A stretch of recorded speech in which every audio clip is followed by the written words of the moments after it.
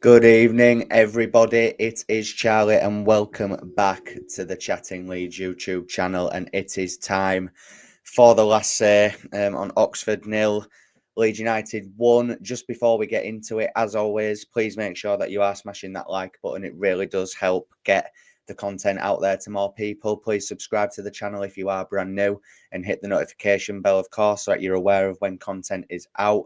And make sure you're checking out the membership features on the channel. And of course, get your thoughts, get your opinions, get your excitement into the comment section, and I will flash your comments up on screen. So yeah, first of all, guys, how's everyone doing? Obviously, I did an upload earlier just giving you my thoughts, obviously after sleeping on it and after reflecting.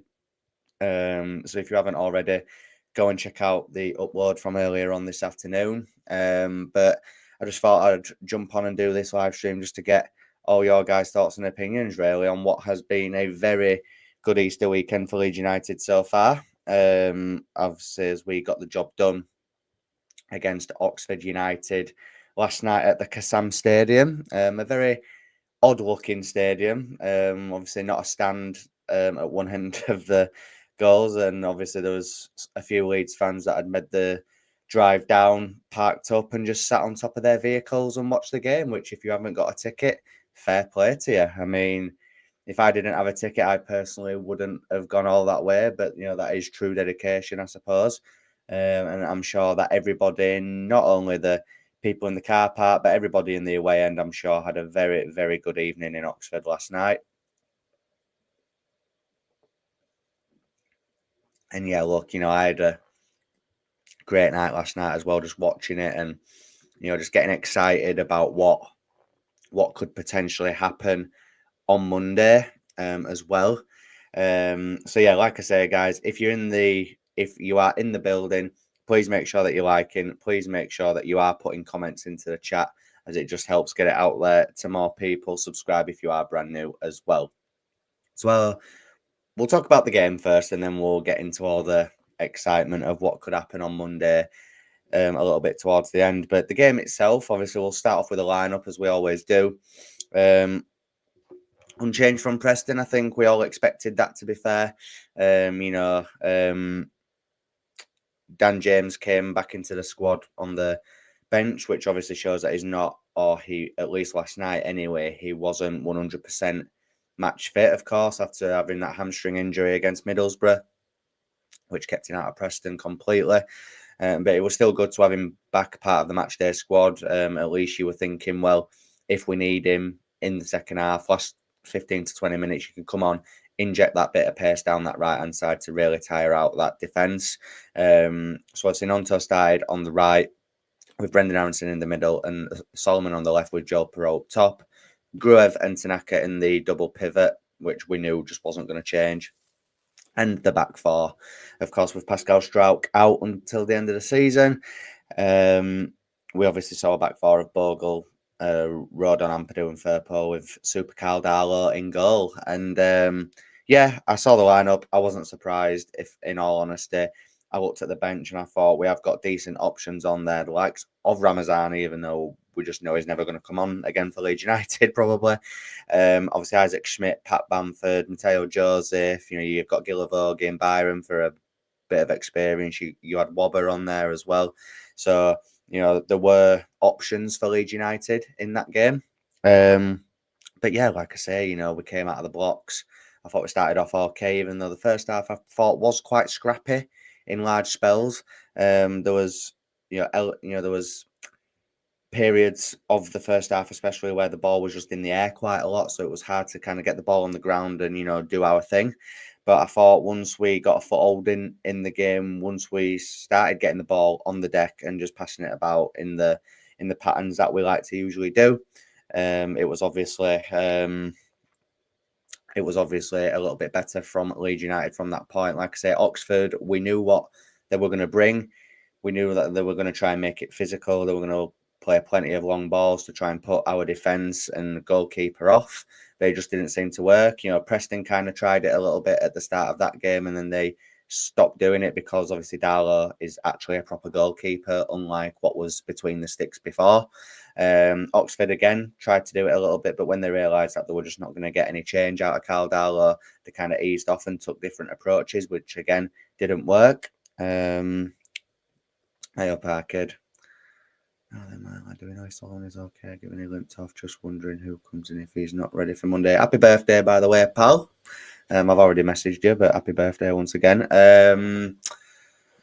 Yeah, so Solomon is all right, dude. I think Adam Pope, BBC journalist, tweeted after the game that Solomon just had a bit of cramp, and that Farker said he will be okay for Monday. So yeah, only a little bit of cramp, mate. So it should be all good. But you know, it is a good conversation starter. You know, if Solomon, if he wasn't okay, who would come in? Because he doesn't seem to favour Elijah Ramazani. Isaac Schmidt, I think, to come in and start a game that's massive for us on Monday, I think would be a bit of an ask for him as well. Maybe put Nonto on the left, Aronson in the middle, and if Dan James is fit, put him on the right. Maybe he could have took that approach. But yeah, by the looks of it, mate, Solomon is okay. Solomon and Leeds returns to Premier League in a big way. Yeah, exactly. Hopefully. Anyway, fingers crossed, mate. There's a few of you in the building now. Like I say, keep getting your comments in. But as I was saying about the first half, quite scrappy. But once Leeds got a foothold in the game, it did get a bit better. I thought Jayden Bogle was just immense throughout the whole game, just a real outlet on that right-hand side. As we know, with Nonto, a bit of a different operator down the right-hand side to what a Dan James would be, in the sense of that Nonto does like to invert quite a lot. He does quite like to cut inside, which does allow the space for Jayden Bogle to move into and obviously, you know, have that width down the right-hand side. It was mainly going down the left, wasn't it? Because Firpo and Solomon have got a good understanding going down there. And yeah, I thought Firpo was okay going forward. Defensively, again, a little bit at times. You know, his passing started off not too good, but again, improved as the game went on. Darren and Dillo are in the building, or maybe it's just one of you operating the account. But yeah, good evening, lads. How are we doing? Glad to see that you're back on YouTube after your recent situation. Let's just say, and glad to see you all doing good once again. Like I say, guys, you know, if the good thing happens on Monday, we will definitely be getting the bros on once again. Or I might go on their channel. Who knows? But I'm sure there'll be plenty of collaborations happening throughout next week should the good thing happen. So yeah, like I say, I thought Solomon was our probably best outlet going forward in the first half. Obviously, he does get the goal, but I thought other than that, he looked quite promising, trying to make things happen alongside Junior Firpo. Brendan Aronson, again, should he have scored that opportunity where Perot lays it into him? And to be fair, it's a good touch from Aronson to kind of get it in front of him. He runs onto the ball, and it's not a great shot. Keeper makes an all right save, but probably should be doing a bit better for me. That might just be me being harsh, which if I am, then, you know, fair enough. But I do think he should have scored there. I really do. But again, other than that, did he really do anything? Again, puts himself about. He runs about a lot, but without any real substance or end product. Joe Perot, it's a similar game to Preston, really. I thought his link-up play was decent. I thought he was getting involved. Didn't have as much opportunities as what he did against Preston. Like I say, I think any other day he probably bags a hat-trick against Preston. But last night was a different sort of game for Joel Perot.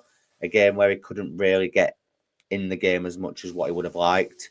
But again, still some decent touches. And I thought it was actually quite unlucky to have come off the pitch. I would have took Aronson off, dropped Perot into the 10, and then obviously put Pat Bamford as the number 9. But he just did a straight swap and put Bamford up top in place of Perot, which, you know, fair play. It ended up working out, didn't it? But, you know, that's what I would have done. No worries, lads. Absolutely no problem at all. Michael saying that Leeds defence looks more assured. Exactly.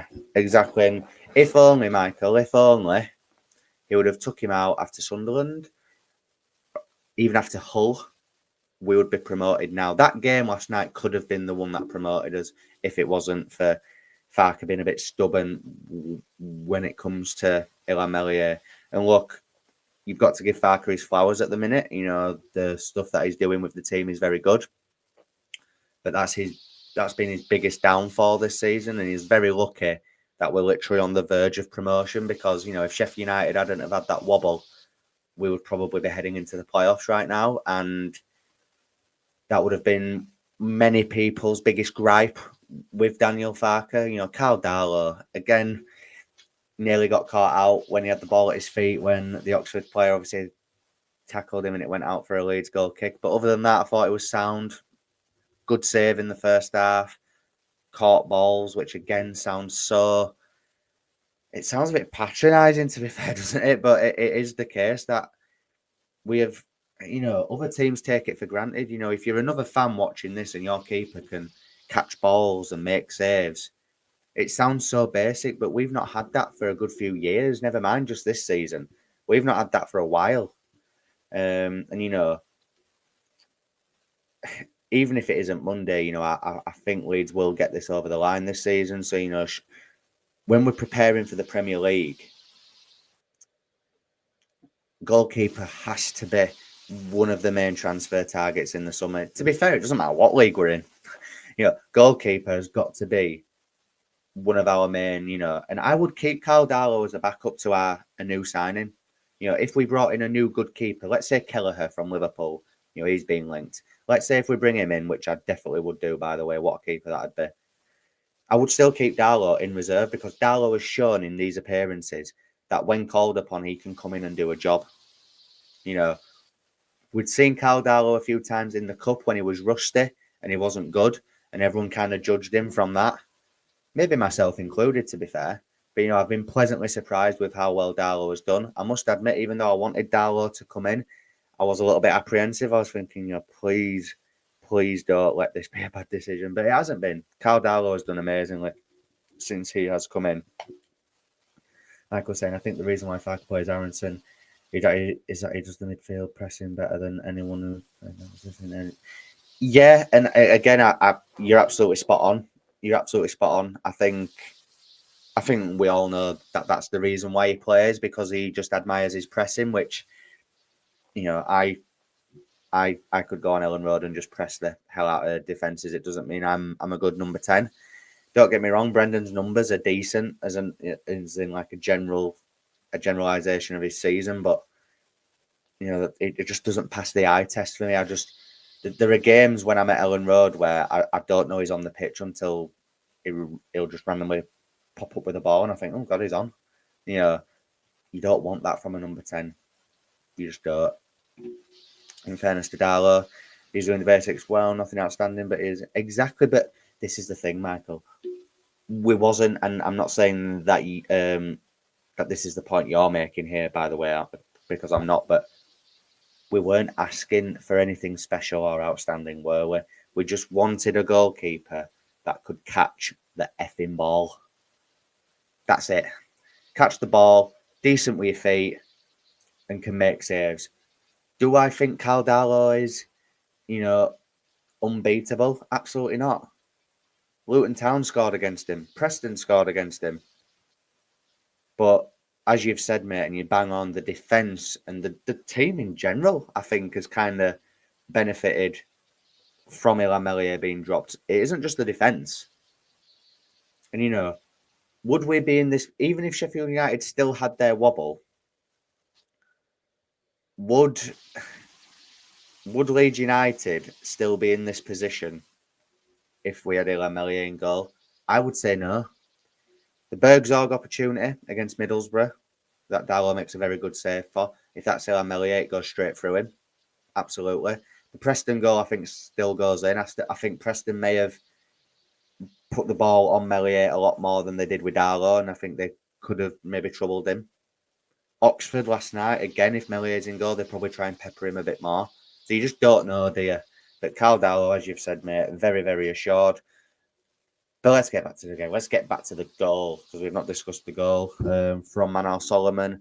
Great bit of build-up play, lovely ball from Joe Rodon, who we will come on to in a second, but lovely ball from Joe Rodon, sees the gap in the Oxford defence, plays a lovely weighted ball through to Jayden Bogle, first time cross, across the box, and Manor Solomon's there at the back stick to put it in, and I must admit from there I did think we would go on and maybe get another one or two, because I did feel we completely dominated all aspects of that game last night. The only kind of thing that they were maybe troubling us with is the long throws and set pieces, because they had some tall players who obviously caused a bit of aerial threat. But other than that, I thought we controlled possession. I thought we controlled the tempo of the game. Like I say, a bit scrappy in the first half, but once we kind of got it back to our level, I thought we were absolutely sound in the game. But yeah, let's speak about the Welsh brick wall. The Welsh brick wall, but in fact, just before we do, we'll just get this last comment in from Michael before we touch upon him. Given a run of games, Darlow is showing he's a good experienced keeper, and it was a good move for him to declare himself to play for Wales, in which he has put in. Yeah, exactly. And you know what?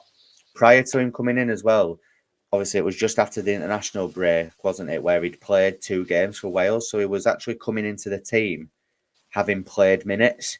It wasn't like it was like prior to the international break where he'd not played for months. He was coming in quite warm, having obviously featured in both of the Welsh national teams, fixtures in that break. So yeah, you're absolutely spot on. Absolutely spot on there. But speaking of Wales, let's speak about Joe Rodon. Joe Rodon last night. I've said it on my match review last night. I said it on the video earlier. Just an absolute colossus. Just, won absolutely everything in the air. Brought the ball out from the back very well. Passing was on point. The link-up play with Bogle on the right side of the defence was class. The passion and the fight and the heart that he shows when he puts on the Leeds United shirt, is very unnoticed. I think it's only started to come out maybe in the last few games. Last night, right at the end, wins that tackle. It goes out for a throw. The ref gives it to us. I must admit, I thought it was an Oxford throw. But he gives it to us, and the passion, and he just screamed, didn't he? He was like, yes, and you could just see it on his face. Like he is so eager, which I'm sure they all are. But Joe Rodon, can you imagine on Monday if we do it? Joe Rodon will be behind the gates in front of the East Stand, probably, won't he? Just giving it large, and it'll be absolutely immense, won't it? The good thing is, as well, if we do get it done on Monday, our next game isn't until the following Monday night. So, they could probably afford to have a day or two off, can't they, to celebrate it properly. So, fair play. There'll be a lot of sore heads on Tuesday morning when people go back to work if we get it done. But you know what? It'll be absolutely worth it, won't it? Absolutely worth every minute. But yeah, Joe Rodon and Ethan Ampadu, very good together. Very, very good together. The cohesion, the partnership, the understanding that they've got with one another. And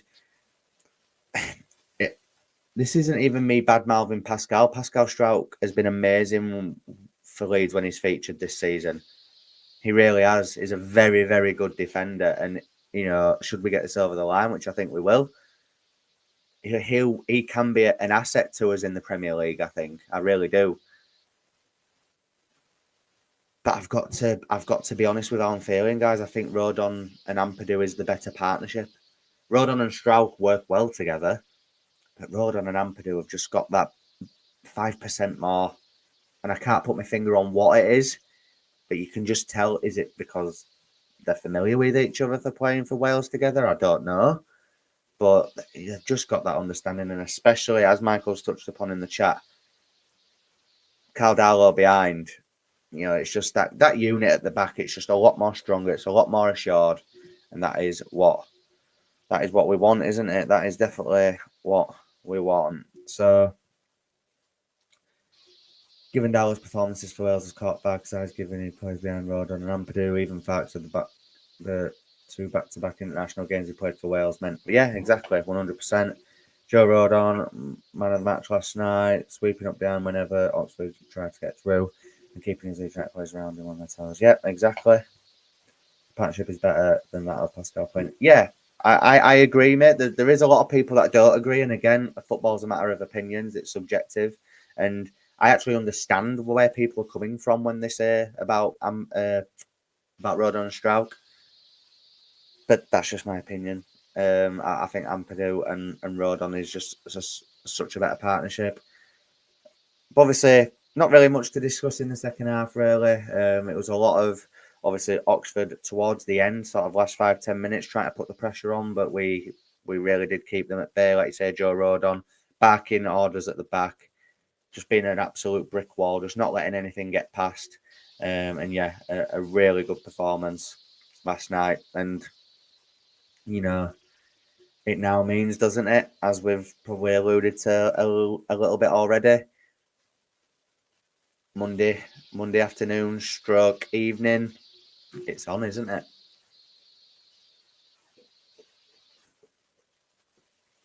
It is on like Donkey Kong, because, like I say, I am confident that even if it isn't Monday, that we will get this done, because we only need 4 more points from 3 games, and the next 2 games are at home. So, I am confident that we will get this done, but I do think it will be on Monday. I think it will, and I hope it will, obviously, because obviously I will be at the Stoke game, and then obviously if we win that, then I'll be hanging around Ellen Road in the vicinity of Ellen Road to try and watch the Burnley Sheffield United game. And if we get a good outcome there, then I'm sure a lot more fans will follow down to Ellen Road, even fans who haven't been at the game, to get involved in the celebrations. I was on holiday when Leeds went up last time. I was in Tenerife with the missus, so I didn't get to experience that. I didn't experience Millennium Square. The last game of the season against Charlton, when they were on the open top bus, I didn't experience any of it at all. It had all finished by the time I got back from that trip away, so I will be making the most of this. Should it happen on Monday, don't you worry about it. And like I said earlier, I'll be trying to get only Leeds bros on. I might drop Paul from the Leeds Therapy a message as well. I might try and get some other people on. There's going to be, I'm sure there'll be plenty of collaborations amongst all of your favourite Leeds YouTube channels. Should it happen, yeah, obviously, I'm just like a kid at Christmas at the minute, guys. I really want to know your thoughts on this, actually. Do you think we will go up on Monday?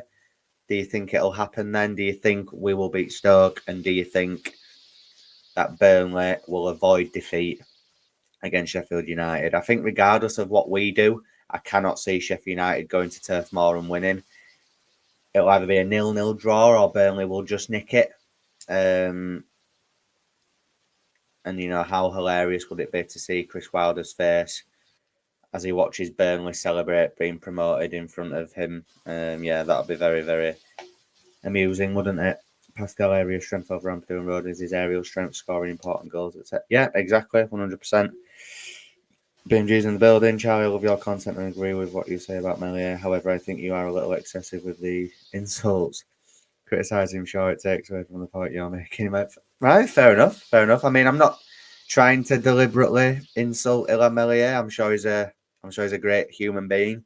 I'm just really not a fan of him as a goalkeeper, and I was delighted to see him get dropped from the team, which sounds harsh, but I'm a Leeds United fan. I'm not an Illan Melier fan. So yeah, like I say, apologise if you feel that way, but it's definitely not intentional. I just want the best for my club, mate. Just want the best for my club. But yeah, like I say, hit me up in the comments section, guys. I'd like to know your thoughts before we end the stream of, do you think Sheffield United will go to Turf Moor and get a victory? Because I don't.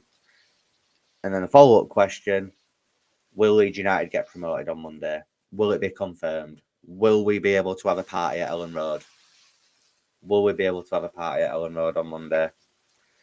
Michael saying Leeds will win at least one of their 2 back-to-back home games, if not both. They shouldn't be nervous, which they won't be. No, and I thought after the game when they were obviously celebrating with the away fans. Joe Rodon's reaction, a few of the other people's reaction as well. There's that little clip of Nonto and Tanaka in the tunnel after the game, and I think Nonto says to Tanaka, he goes, just one more. So, they all know that they're on the brink of it, and like you say, I don't think they'll be nervous. I think they'll be embracing it. And like you say, if we can make Ellen Road as loud and as hostile for Stoke City as humanly possible, then I think we'll be sound. If we can make it like the Norwich playoff semi-final second leg last season, where they could not deal with it, Norwich. They could not deal with that atmosphere. Let's do that to Stoke. Let's do it to little old Stoke City, and take the game to them, put it to bed as early as possible, and then, like you say, hopefully Burnley can avoid defeat against Sheffield United, and then it's party time, and then we've done it. We have absolutely done it, and I will be on here on Tuesday night, and we can all have a nice laugh, can't we? We can all have a nice party on the stream, and we'll continue the party.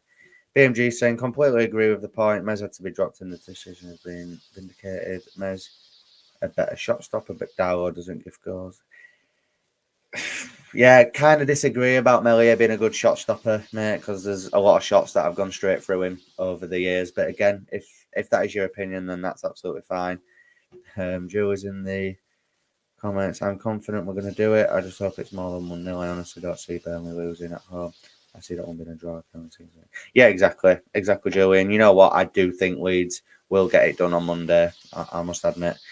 Mike saying, I think 94 points will do it, barring a complete collapse by Burnley or Leeds, which won't happen as neither team has lost 2 back-to-back matches all season. Correct. Burnley and Leeds United will be up. Stoke is probably our easiest game. Win that and we need maximum 1 point. Exactly, but again, it could all be over BMG on Monday, couldn't it? It could literally be all over, which I hope it is, because I keep thinking about what the atmosphere will be like if it happens. Like, can you imagine? Just, like I say, I want to savor every single moment of it whenever it happens, whether it's Monday, whether it's Monday after, whatever. I do think it'll be this Monday, though, to be fair, but I want to savor every moment. I didn't get to experience it the last time because I was on holiday, like I've said. So, yeah, I'll be really going for it this time. Don't you worry. And again, I'll try and get some clips. I'll try and make it into like a little celebration vlog so I can share it with you all as well. So, all the opportunities that are going to come our way, yeah, it'll be class. It will be class. Like I said, Stoke City unbeaten in 5, but they are now safe, so they might be relaxed. Exactly.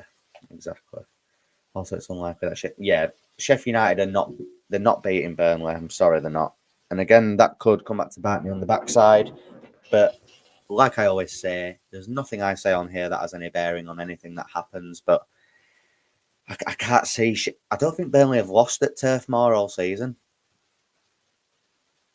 No, they haven't. I was actually having a look earlier. The 2 games that they've lost have been against Sunderland away and Millwall away. So yeah, they've not lost at Turf Moor all season, and I don't see it happening on Monday. And again, they'll want to get the win because they know if they win, then they're up. So that's even more motivation for them. So yeah, I thoroughly believe Burnley will win, and I think we'll win, and then it'll be done. And it will be done, guys. So yeah, I think we'll leave it there for this evening. We've been going just over half an hour. I really do appreciate everybody that has dropped by to tonight's stream and got your thoughts and opinions into the comment section down below. Like I say, guys, if you're watching afterwards, please make sure that you are dropping a comment into the comment section so that I can get your opinion as well, even if it's not live. If you've enjoyed the stream, please make sure you're liking it so it gets out there to more people. Make sure you're subscribing to the channel if you are brand new and hitting the notification bell, and check out the membership perks on the channel. Anything that you can afford to contribute is very much appreciated. And I will be back on the channel tomorrow with my Stoke City preview. So make sure that you tune into that. Enjoy the rest of your Saturday night, and I'll see you in a bit. Thank you.